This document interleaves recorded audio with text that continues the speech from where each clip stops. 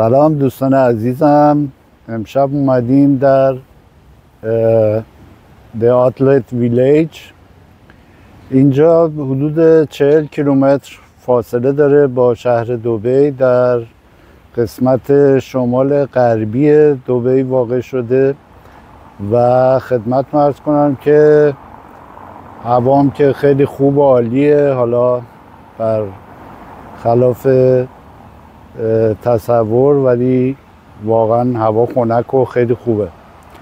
اینجایی که الان در بک‌گراند من دارید میبینید یک آتلتی هست که خیلی خاصه به نظرم، با وجود اینکه دوره ولی نسبت به آتلت های دیگه یه جورایی خیلی خاصه. دلیلش هم اینه که واقعیت اینه که در دبی و امارات خیلی چیزا به صورت فرانچایز یا زنجیره‌ای هستش، اما کمپانی‌ها و شرکت‌ها همه جنس‌ها و مدل‌هاشون رو به یکسان بین این شعباتشون تقسیم نمی‌کنن.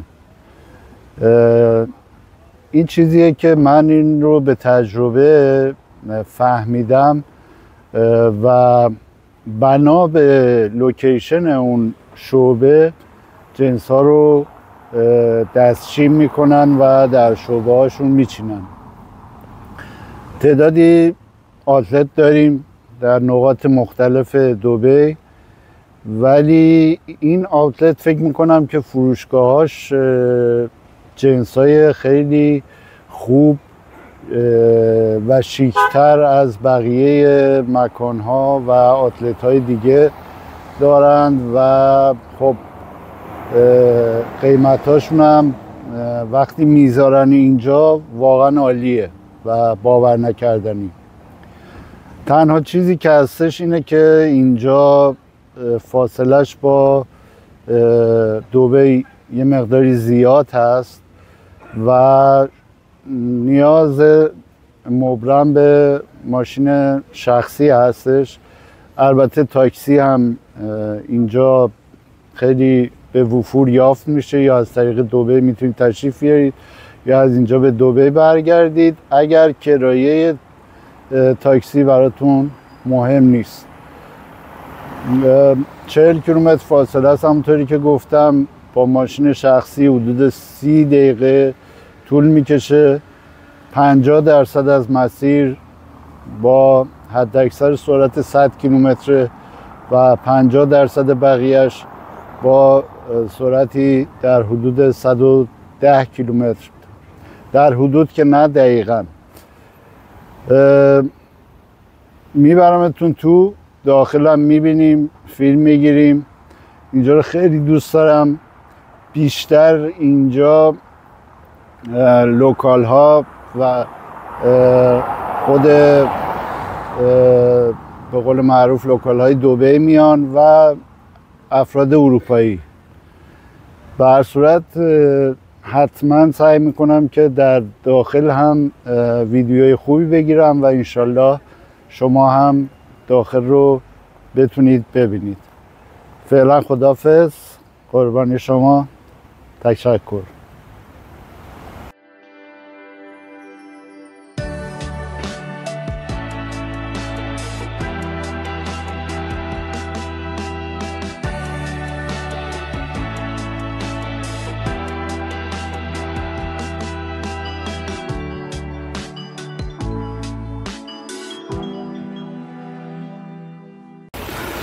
خب اینجا ورودی اصلی آتلت هست که ما وارد میشیم و میریم تو. اینجا فقط میشه گفتش که برندهای خیلی گرون قیمت یا برندهای لوکس اینجا واقع شده، ولی به خاطر همین هستش که میگم وقتی تشریف میرید و داخل مغازه ها میرید یه مقدار زیادی از قیمت ها تعجب میکنید، به خاطر اینکه به غیر از اینجا جاهای دیگه اگر این برندها رو بخواید ببینید خیلی به قول معروف گرون قیمت هستن، ولی به نسبت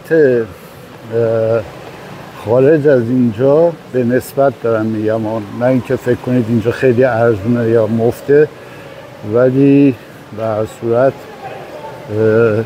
قیمت ها خب خیلی پایین تره.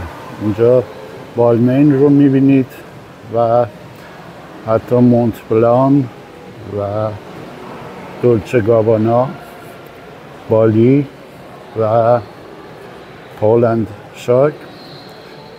حتی اسوارسکی هم اینجا برای خودش گالری داره و جنس هایی رو برای فروش داره عرضه میکنه. اینجا فروشگاه آدیداس در آتلت ویلیج هست. همونجوری که میبینید یک فروشگاه بسیار بزرگ و میدونم که دوستان زیادی فن آدیداس هستند. یه چیزی رو که اینجا دیدم خیلی برام جالب بود، این کفش ها هستش، کفش های آدیداس با خدمت عرض کنم که مارک پتروناس بنز و قیمتش هم که ملاحظه میفرمایید. حیف که من قبلا خریدم رو انجام دادم و یا نه این رو همین الان میخریدم. زیبایی دبی به اینه که هر مکانی که میرید زیبایی و معماری خودش رو داره، یعنی اینکه تنوع بسیار زیاده، چشم ها خسته نمیشه و به هر صورت هر جایی که باشید میتونید که ریلکس کنید و به هر صورت یه مقداری از حال و هوای یک نواختی خارج بشید. The Outlet Village یکی از اون مکان هاست که نه زیاد شلوغه نه زیاد خلوت و قطعاً باعث میشه که شما کیف پولتون رو در بیارید و خرید انجام بدید. مطمئن باشید که در مقابل پولی که اینجا خرج میکنید قطعاً خیلی بیشتر به دست میارید. دوستان در مغازه لویز حالا به قول خودمون لیوایس هستیم. قیمتو خب خیلی عالیه، به نظر من نسبت به برند خیلی عالیه و همونجور که میبینید خب تقریبا همه چی در حدود 150 درهم یا 200 درهم هست، ولی اینکه اون به قول معروف مارک معروف که لویز ولی 501ش هست، شلواراش در حدود 250 درهمه که خب این شلوارها در سایر شعبات خیلی خیلی گرونتر و با قیمت بالاتری عرضه میشه.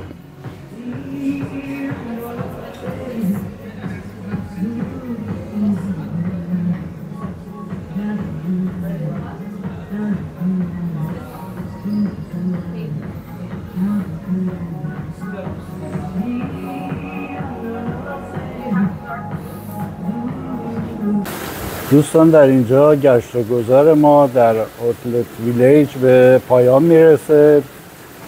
امیدوارم که از پست ما در یوتیوب در مورد این آتلت خوشتون بیاد.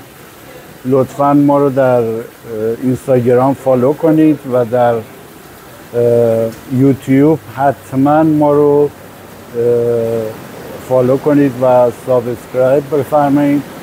چرا؟ همونجوری که گفتم ما در فوتوفن زندگی دبی رو در کانال یوتیوبمون برای شما به هر مقام میاریم و خوشحال میشیم که اونجا شما رو ملاقات کنیم. خدا نگهدار. تشکر.